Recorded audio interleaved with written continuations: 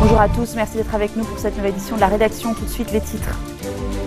Fouad Signora réaffirme le soutien de son parti à Slimane Frangieh. Le chef du Bloc du Futur s'est exprimé à l'issue de la 43e séance présidentielle, une réunion qui sans surprise n'a pu se tenir en l'absence de quorum suffisant. Poursuite des combats à Alep, 24 heures après la remontée en puissance de la rébellion syrienne. Aidés par les combattants de l'armée de la conquête, les insurgés tentent toujours de briser le siège du régime sur l'est de la ville.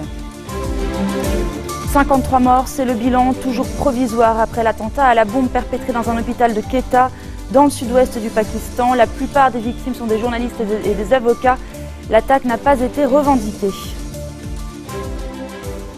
Fouad Signora réaffirme le soutien de son parti à Slimane Frangieh pour la présidence de la République. Cette déclaration infirme donc les rumeurs selon lesquelles le courant du futur envisageait de voter pour le général Michel Aoun. Selon le député, je cite, le plus habilité à accéder à la fonction de chef du gouvernement est Saad Hariri et le plus habilité à présider la Chambre des députés est Mohamed Raad. Fin de citation. Il s'exprimait à l'issue de la 43e séance présidentielle. Comme toutes les précédentes, cette séance n'a pas pu se tenir par défaut de quorum. Une autre doit avoir lieu le 7 septembre prochain. Le Liban étant, je vous le rappelle, sans chef d'État depuis le 25 mai 2014, date de la fin du mandat du président Michel Slimane. Les déchets ne s'entasseront pas à nouveau dans les rues. Le ministre de l'Agriculture s'en porte garant. Akram Chaheb s'est rendu ce matin à la décharge de Costa Brava, l'un des deux dépotoirs choisis pour recevoir les déchets de Beyrouth et du Mont-Liban. Chaheb a par ailleurs indiqué que l'ouverture des plis de l'appel d'offres avait débuté, comme voulu par le chef du gouvernement, Tamam Salam. Selon le ministre de l'Agriculture, le travail doit être accompli avant l'automne.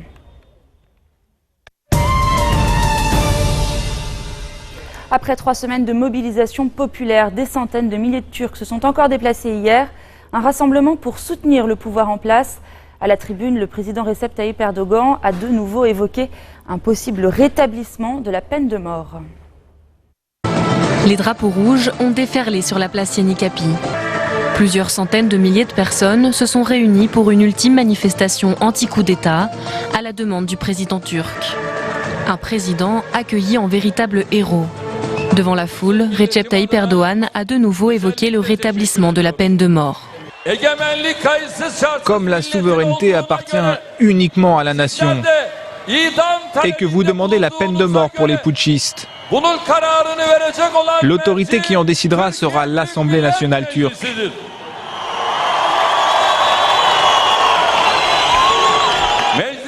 Si notre Parlement prend une telle décision, les mesures nécessaires seront prises. Avec ce rassemblement, le gouvernement a voulu montrer l'unité du pays. Pour la première fois depuis des années, les principaux dirigeants d'opposition ont été conviés, à l'exception du parti kurde, accusé de complicité de terrorisme. Mais l'opposition a tenu à réaffirmer certains droits fondamentaux, des droits quelque peu malmenés depuis la tentative de coup d'État. Si la presse libre n'était pas là, peut-être que personne ne serait sorti dans les rues. Ces médias ont informé des événements. Le peuple a été invité dans les rues. Il est monté sur les tanks. Les médias ont montré toutes ces images. Depuis 3 semaines, Erdogan est très critiqué par l'Union européenne, qui s'inquiète des purges de masse effectuées après le putsch raté. 60 000 militaires, magistrats, fonctionnaires ou enseignants ont été arrêtés ou interpellés. Les Européens ont d'ailleurs annoncé que le rétablissement de la peine de mort pourrait interrompre le laborieux processus d'adhésion de la Turquie au sein de l'Union. En Syrie, les combats se poursuivent à Alep. Depuis dimanche, les rebelles tentent de briser le siège de la ville. Cette dernière est coupée en deux et assiégée par les forces du régime. Le point sur la situation avec Leila Sali. Sur ces images, Alep, bombardée par l'armée syrienne. Toute la journée de dimanche, les avions du régime syrien et ceux de son allié russe ont mené des raids sur les quartiers rebelles de la ville, après avoir subi la veille un grave revers face à une coalition d'insurgés de djihadistes. Des rebelles qui qui veulent poursuivre leur avancée malgré la riposte du régime. Dans un communiqué publié dimanche, ils ont annoncé vouloir reprendre la totalité de la ville. Nous annonçons le début de la nouvelle phase pour la libération de l'ensemble d'Alep et nous annonçons que nous allons doubler le nombre de combattants pour qu'ils puissent participer à cette bataille.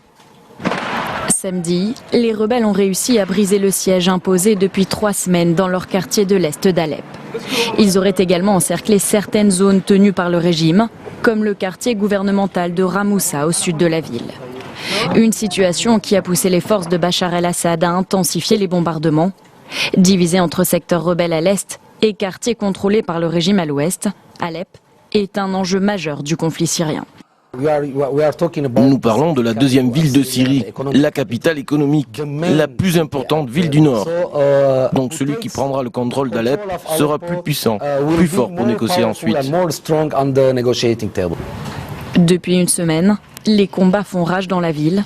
Selon l'Observatoire syrien des droits de l'homme, au moins 130 civils et 700 combattants ont été tués depuis l'offensive lancée par les groupes rebelles sur le sud d'Alep. Les combats ont repris également au Yémen après des mois de pourparlers infructueux. 100 jours de négociations pour rien. Les discussions avaient été entamées le 18 avril au Koweït. Elles se sont achevées le 6 août sans accord. Ces contacts auront tout de même permis de geler durant 2 mois les affrontements. La guerre entre la coalition arabe et les rebelles houthis a fait 6400 morts et plus de 2 millions de déplacés depuis mars 2015. À 82 ans, l'empereur du Japon annonce qu'il pourrait abdiquer. On se retrouve dans quelques instants.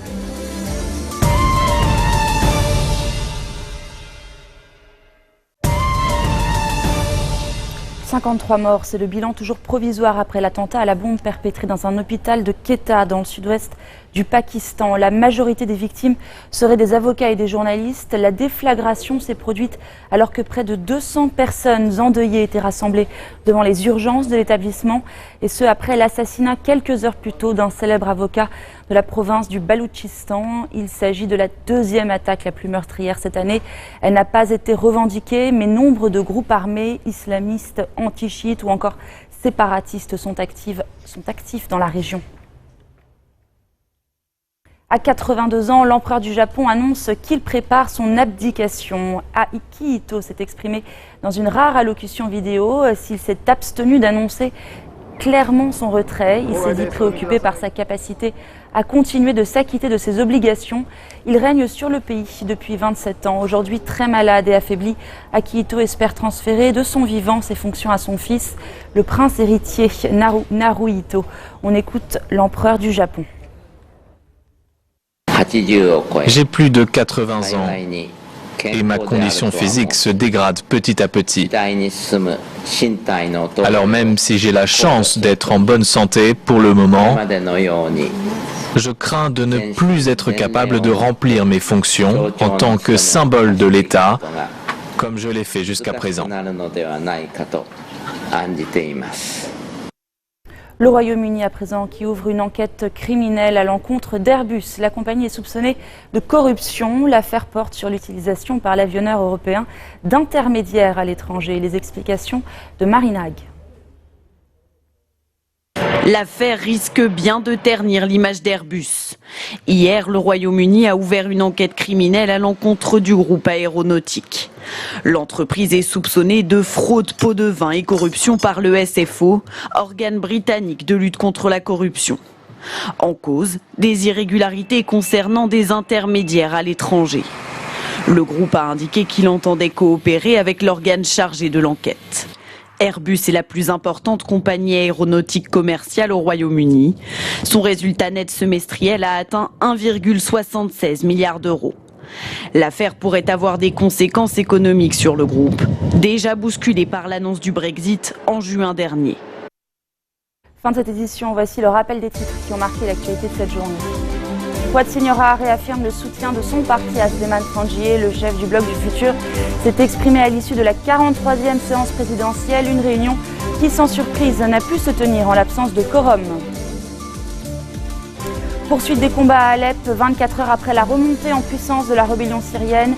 Aidés par les combattants de l'armée de la conquête, les insurgés tentent toujours de briser le siège du régime sur l'est de la ville. 53 morts, c'est le bilan toujours provisoire après l'attentat à la bombe perpétré dans un hôpital de Quetta dans le sud-ouest du Pakistan. La plupart des victimes sont des journalistes et des avocats. L'attaque n'a pas été revendiquée. Merci de votre attention. Retrouvez-nous tous les jours à 16h40, heure de Beyrouth. Très bonne soirée.